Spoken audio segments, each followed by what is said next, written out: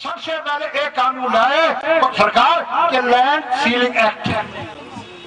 Land ceiling act का मतलब ये था अगर भाई उसकी जमीन की वो कर दी, सीमा कर दी, अगर भाई 25 किले से फालतू और किसी बात जमीन है तो वो सरकार की। मैं ये पूछता हूँ कि एक फैक्ट्री वाले 10 फैक्ट्री लगा ली, आज तक किसी की फैक्ट्री सरबलस हुई? जब किसी की फैक्ट्री सरबलस नहीं हुई तो जमीन सरबलस कैसे हुई? उसके अलावा जो कानून था, जिसको कानून का बदलने जा रहे हैं, जिसको कहते हैं कानून खराब था, अंग्रेजों बनावट था, इस किसानों के हक का नहीं था, ये गलत हुआ। इस कानून का भी इन सरकारों ने पालन नहीं किया। पालन क्या? इसमें साफ साफ लिखा कानून मोजमा के 1884 कानून में कि लैंड जो है ना सिर्फ डिफेंस के लिए या पब्लिक पर्पज के लिए रिक्वायर की जाती, बाकी नहीं। दिल्ली लैंड रिफॉर्म एक्ट के अंदर धारा 81, धारा 33 और धारा 65 तीनों की तीनों इतनी खतरनाक है जो वर्षों से चली आ रही है। बीडीओ ऑफिस में या एसडीएम के यहाँ बैठे बैठे शाम तक पसीने में आदमी तर हो जाता है, उल्टा घर चला जाता है, लेकिन बीडीओ ऑफिस में एसडीएम या पटवारी सुनने वाले नहीं है। धारा 81 फिजूल में लगा। जब हमने इन पे मांग ही ये रख रखी है कि जो भी ये प्रावधान लागू होने तक ये इस प्रक्रिया जब शुरू हो है उसके बाद की जितनी भी कार्रवाई है अधिग्रहण से संबंधित उन पर विराम लगे। आगे किसान का बेटा भूमिहीन ना हो तो फिर उसमें और मांगों की बात ही कहां से आ गई कि डीडीए नोटिफिकेशन करे 2 साल में 2 महीने में उसका डिनोटिफाई हो, फला हो, धकड़ हो। हम तो चाह रहे हैं कि ये सारी आपत्तियां समाप्त हो और किसान के बेटे का उस जमीन पर मालिकाना हक बरकरार रहे। दिल्ली के अंदर दिल्ली के किसान की कोई भी बात नहीं जानता। हर इंडस्ट्री को अपना रजिस्ट्रेशन कराकर बेचने का हक है, जबकि किसान की हिंदुस्तान में सबसे बड़ी इंडस्ट्री है, क्योंकि किसान अपनी इंडस्ट्री से हर इंडस्ट्री को रॉ मटेरियल पैदा करवाता है। इसीलिए किसान को अपनी इंडस्ट्री का बेचने का हक उसको खुद होना चाहिए। उसकी जमीन का उसको मुआवजा, कंपनसेशन नहीं, उसकी कीमत चाहिए। और यह अधिग्रहण का मामला तब तक बंद होना चाहिए तब तक पूरे किसानों की समस्याओं का समाधान नहीं होना चाहिए। कि अब जमींदार जो है जागरूक है, अपने अधिकार को जान गया है और अपने अधिकार को प्राप्त करने के लिए ये कोई भी कुर्बानी देने के लिए तैयार है। तब ये मसौदा आया है। अगर आप संगठित होंगे और एकजुट होंगे तो ये मसौदा आपके हक में होगा, लेकिन करना पड़ेगा अपने संगठन तैयार और विरोध करना पड़ेगा इनका। इनको जहाँ भी जाए अपनी बात कहे और उनको एक ही बात कह दे कि हम भूमि को किसी कीमत पर नहीं देंगे।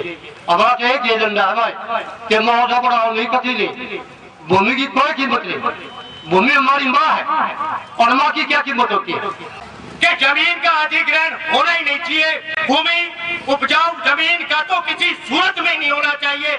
इस पर सबकी सहमति होनी चाहिए।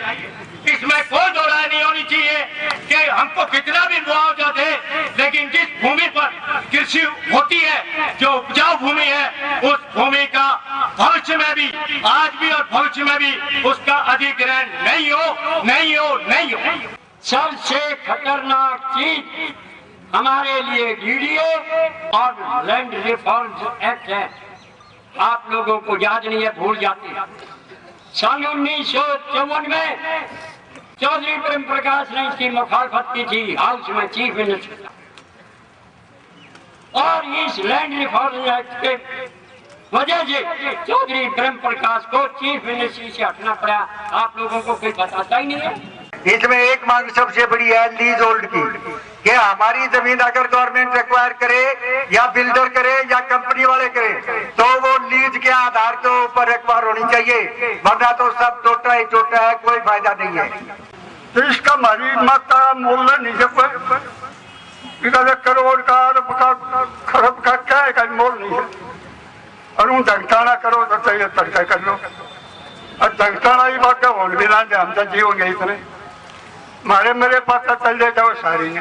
और जिस प्रकार का आंदोलन दिल्ली देहात में आपने छेड़ा, इतिहास गवाह है कि दिल्ली की कोई कोर्ट 15 दिन आज तक सीज नहीं हुई, और यहाँ आईएएस ऑफिसर बैठते थे, एसडीएम बैठते थे, डर के मारे यहाँ से खाली कर गए, भाग गए, दोबारा उसके लाया गया। ये आपकी शक्ति का परिचायक है, आपकी उस एकजुटता का द्योतक है।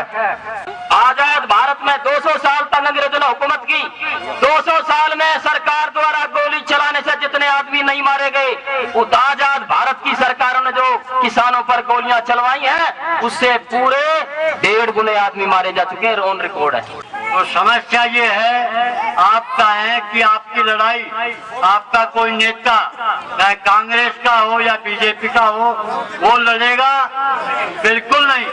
आपको संगठित होकर के अपनी लड़ाई को खुद लड़ना होगा। करने का ये आखिरी मौका है, नहीं तो हमें और अगली पीढ़ी को आप देख सकते हो, दूध की कमी होने लगी है गांव में। जो कभी फलते फूलते थे, पानी कम पीते थे, दूध ज्यादा पीते थे, अब आप सोच सकते हो ये जमीनें ऐसे ही अधिगत होती रही तो हमें पानी के भी लाले पड़ जाएंगे और अगली पीढ़ी को अन्न कहां से लेकर आएगा। भूमि का अधिग्रहण किया गया है, उस भूमि के अधिग्रहण पर एक श्वेत पत्र राष्ट्र के नाम पर सरकार को जारी करना चाहिए कि नहीं करना चाहिए? करना चाहिए। देश के अंदर नए कानून में यह प्रावधान होना चाहिए कि किसान की भूमि का उपयोग बदली होने के बाद भी उसका मालिकाना हक कायम रहना चाहिए। वह बदलाव किसान के अपने और ऐसा संभव ठीक है कि गलत है? सरकारी हो या निजी, किसी भी योजना के लिए यदि जमीन का उपयोग बदली होता है तो जैसा हमने कहा 99 साल की लीज पर बाजार भाव देकर होना चाहिए, उसमें भाव साफ होना चाहिए। जैसे यहाँ पर कई वक्ताओं ने कहा, खास करके बलबीर प्रधान जी ने कहा कि धरती हमारी माँ है, हम धरती को बेमाँ को नहीं बेचेंगे। हाँ, हमारी माँ के आंचल में आकर के आप अगर पलना फूलना चाहते हैं वो इजाजत हम आपको देंगे और उसका हम जरूर रॉयल्टी लेंगे, पैसा लेंगे। वो क्या होगा? विकसित भूमि का बाजार भाव। और हर साल डॉक्टर साहब लीज रेंट और 99 साल के बाद लीज खत्म और फिर नया बाजार भाव की वसूली। इसमें सब सहमत है? वो जब तक धरती रहेगी तब तक धरती पर किसान के वंचितों को भूमिहीन बनाने का सिलसिला बंद होना चाहिए। इसमें घबराहट किस बात की है? हम जमीन के अधिग्रहण का आप एक शब्द नहीं पढ़ेंगे। हम अधिग्रहण की तो बात ही नहीं करते हैं, बल्कि तो तब होगी जब अधिग्रहण का मामला हो, बेचने और खरीदने का मामला हो। हमारा अगला है कि जो गांव सभा की भूमि को सरकार निजी और सरकारी योजनाओं के लिए फ्री में हड़पती है, हमने कहा उस योजनाओं में जैसे किसान की भूमि किसी योजना के लिए बाजार भाव देकर लीज पर ली जानी चाहिए, उसी तरीके से गांव सभा की प्रभावित होने वाली भूमि निजी या सरकारी योजनाओं के तहत गांव के भूमिहीनों को मालिकाना हक देकर के लीज पर लेने का प्रावधान होना चाहिए। ठीक है या गलत है? सहमत है आप लोग? हमने आगे कहा कि कट ऑफ डेट क्या हो, अंतिम तारीख हम चर्चा करें। बरवाला के साथियों को, बरवाला की मातृशक्ति को, कराला तंजावुला के, सुल्तानपुर नवाज के, या हम बात करें जो नए आने वाले प्रभावित होने वाले किसानों को।